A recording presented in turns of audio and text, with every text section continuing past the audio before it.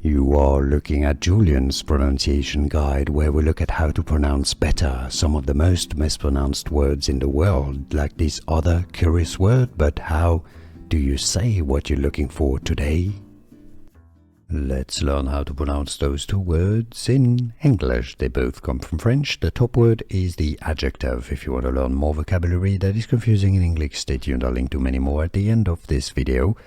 Nonchalant, from French nonchalant. Nonchalant is the French pronunciation. Nonchalant. The noun that corresponds to this adjective is nonchalance. Nonchalance, from French nonchalance. Nonchalant, nonchalance. Here are more videos on how to pronounce more confusing words and names too many mispronounced. Like this video if you found it useful. I appreciate your support. I'll see you soon and thanks for watching.